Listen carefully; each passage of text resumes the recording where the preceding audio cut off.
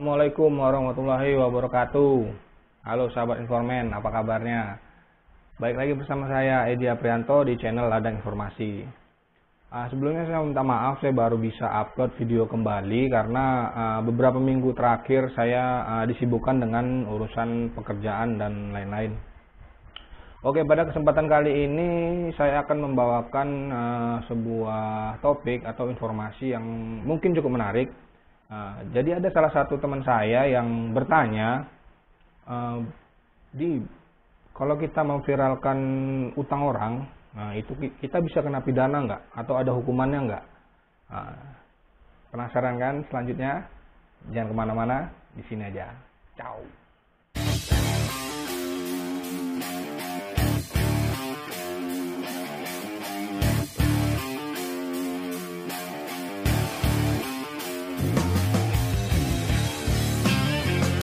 Sebelum lanjut ke topik pembahasannya, untuk yang belum subscribe, silahkan subscribe di bawah.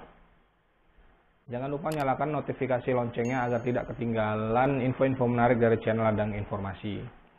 Nah, jadi beberapa hari yang lalu saya bertemu dengan seorang teman saya dan ternyata dia bercerita bahwasanya ada seorang teman juga yang meminjam sejumlah uang kepadanya. Nah, akan tetapi setelah lama sekali ditunggu-tunggu, temannya tersebut tidak ada niatan ataupun tidak membayar hutangnya sama sekali. Nah, jadi teman saya ini tentu gerem lah ya istilahnya.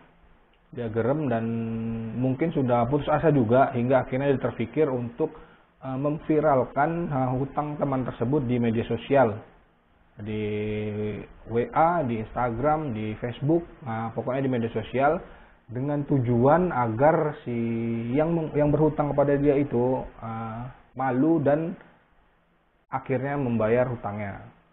Nah, jadi dia bertanya apakah bisa dipidana atau tidak, atau apakah ada hukumannya atau tidak, dia bilang kan.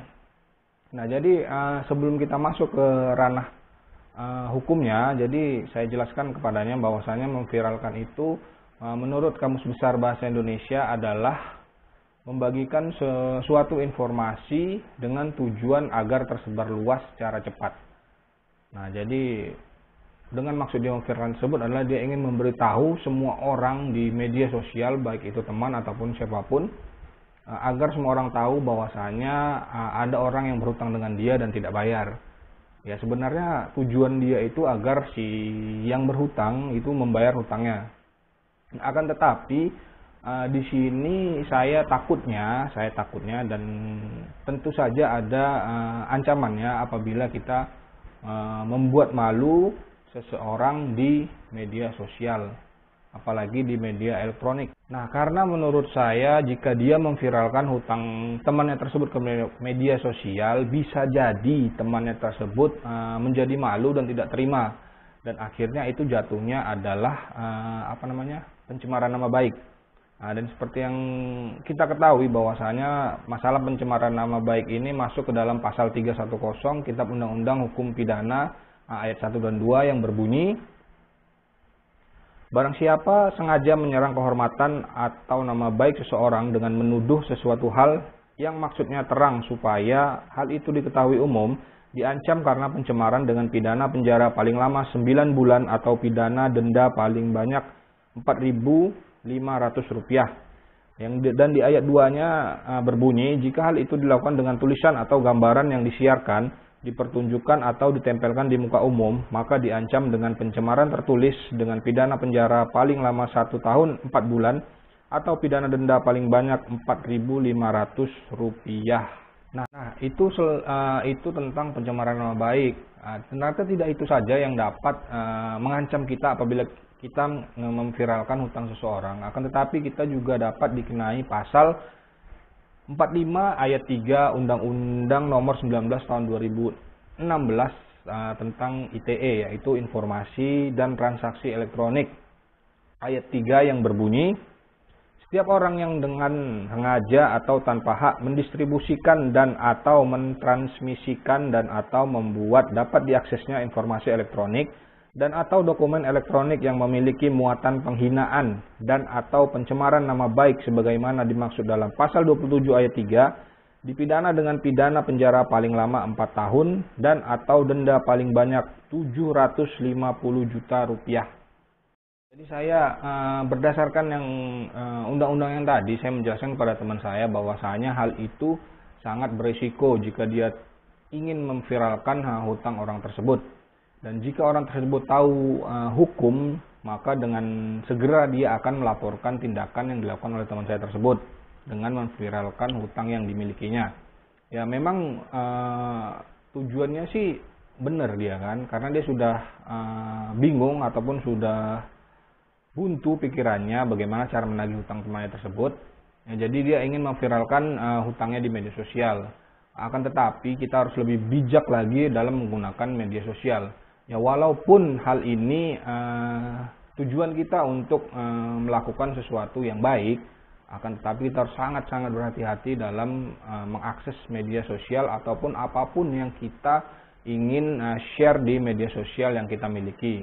Karena tidak menutup kemungkinan bahwasanya suatu saat nanti kita akan dipidana atas apa-apa yang kita share di media sosial pribadi milik kita sendiri.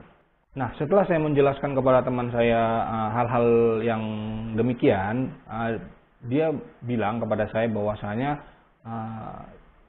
saya telah membuat surat perjanjian dia dengan orang tersebut. Apa-apa yang terjadi jika dia tidak membayarnya. Ya, jadi kalau beralih ke perjanjian, jadi di perjanjian ini kita menurut pasal 1320 Kitab Undang-Undang Hukum Perdata yang berbunyi, syarat sah suatu perjanjian adalah yang pertama kesepakatan mereka yang mengikatkan dirinya. Yang kedua adalah kecakapan untuk membuat suatu perikatan. Yang ketiga adalah suatu pokok persoalan tertentu. Yang keempat adalah suatu sebab yang tidak terlarang.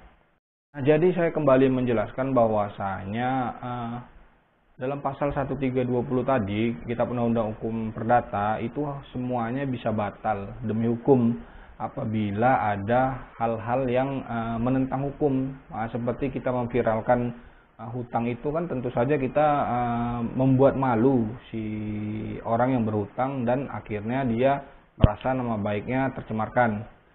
Jadi apabila sobat-sobat informan semuanya mengalami hal yang sama dengan teman saya ini, maka sebaiknya jangan memviralkan hutang yang dimiliki oleh orang lain kepada Anda ke media sosial Anda.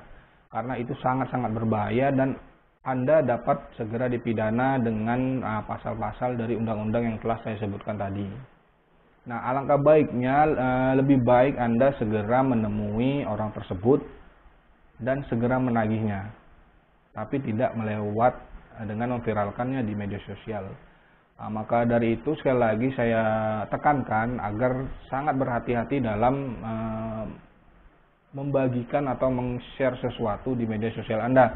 Karena saat ini sudah ada undang-undang ITE yang dapat menjerat siapa saja yang kedapatan atau bersalah membagikan hal-hal yang tidak disenangi oleh orang lain. Apalagi sampai melakukan pencemaran nama baik di media sosial. Oke, baiklah, itu aja informasi yang saya sampaikan pada kesempatan kali ini. Semoga bermanfaat dan semoga dapat diambil hikmahnya. Saya Edi Aprianto, saya akhiri dengan wabillahi taufiq wal hidayah. Wassalamualaikum warahmatullahi wabarakatuh. Ciao.